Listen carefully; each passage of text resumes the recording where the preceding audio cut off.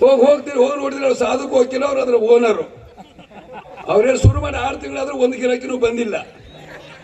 ಯಾಕಂದ್ರೆ ಊರಾಗ ಯಾರು ಸತ್ತಿಲ್ಲ ಅಂತ ಲೆಕ್ಕ, ಅವ್ರ ಫೋಟೋ ಹೊಡ್ಸ್ಕೊಂಡು ಲೆಕ್ಕನೇ ಇರಲಿಲ್ಲ ಅವಾಗ. ಸರಿ, ಯಾರು ಹೇಳ್ತಾರೆ ಹೋಗ್ತೀನಿ, ಅವ್ರ ಕೆಳಗಡೆ ಒಂದು ಪಟ್ಟಿ ಚಟಿ, ಮೈಯಾಗ ಒಂದು ಬನೇನು, ಒಂದು ಟಾವೆಲ್ ಹಾಕೊಂಡು, ಮುಸ್ತಪಣ್ಣ ನಮ್ಮ ಅಪ್ಪರು ಸತ್ತವ್ರೆ, ನೀ ಹೆಂಗನ ಮಾಡಿ ನಮ್ಮ ಅಪ್ಪನ ಫೋಟೋ ಹೊಡಿಲೇಬೇಕು ಅಂತ. ಅವ್ರೇನು ಮಾಡ್ತಾರೆ, ಕೆಳಗಿಂದ ಮೇಲೆ ನೋಡ್ತಾರೆ, ಕಾಲಾಗ ಚಪ್ಪಲಿ ಇಲ್ಲ, ಅಂಡರ್ವೇರು, ಒಂದು ಬನೇನು, ಸೊಂಟ ಟಾವೆಲು. ಈಗಿರಕ್ಕೆ ರೊಕ್ಕ ಅಂತೂ ಕೊಡಲ್ಲ. ಹೊಡೆದು ಪ್ರಯೋಜನ ತಿಳ್ಕೊಂಡು ಸುಮ್ಮನೆ ಕ್ಯಾಮ್ರಾ ಹಿಡಿದು ರೀಲ್ ಹಾಕ್ಲಾರ್ದು ಹಿಂಗೆ ಹಿಡಿದು ಮುಸ್ತಪಣ್ಣ ಫೋಟೋ ಕೊಡು, ಅದು ತೊಳಿಬೇಕು. ನಮ್ಮ ಮನೆ ನೀರಿದೆ, ನಾವು ತೊಳ್ಕೊತೀನಿ, ಇಲ್ಲ ಅದು ಹರಿತದ ಘಾಟ ತೊಳಿಬೇಕು. ಯಾಕೆ ಅಷ್ಟು ಹೊಲಸಾಗಿದೆ? ಮತ್ತೆ ನೀ ಏನು ರೈತ?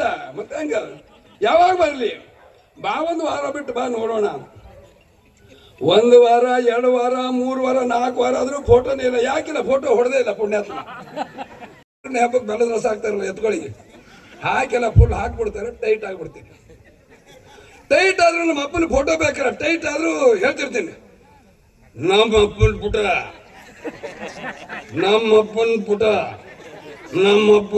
ಅಂತೀನಿ. ನೋಡ್ತೀವಿ, ಇದು ಆಸಾಮಿ ಈಗ ಫುಲ್ ಆಗಿದೆ, ಒಳ್ಳೆ ಸಮಯ ತಿಳ್ಕೊಂಡು ಒಂದು ಕುರ್ಚಿ ಹಾಕಿ ನಾನು ಕೂಡಿಸಿ, ಕೊರಳಾಗ ಒಂದು ಹಾರ ಹಾಕಿ, ಮೂಗಿನಾಗ ಹತ್ತಿ ಇಟ್ಟು, 3 ಬಟ್ಟಿ ಬುಟ್ಟಿ ಹಚ್ಚಿ, ನನ್ನ ಫೋಟೋನೇ ತೆಗೆದು ನಿಮ್ಮ ಅಪ್ಪನ ಫೋಟೋ ಅಂತ ಕೊಡ್ತಾರೆ. ಆಮೇಲೆ ಫೋಟೋ ತಗೋತೀನಿ, ನೋಡ್ತೀನಿ, ಮುಸ್ತಪಣ್ಣ ನಮ್ಮ ಅಪ್ಪನ ಕೆನ್ನೆ ಮೇಲೆ ಒಂದು ಮಚ್ಚೆ ಇತ್ತಲ್ಲ, ತೊಳೆದ್ರೆ ಹೋಗ್ಬಿಟ್ಟಿದೆ.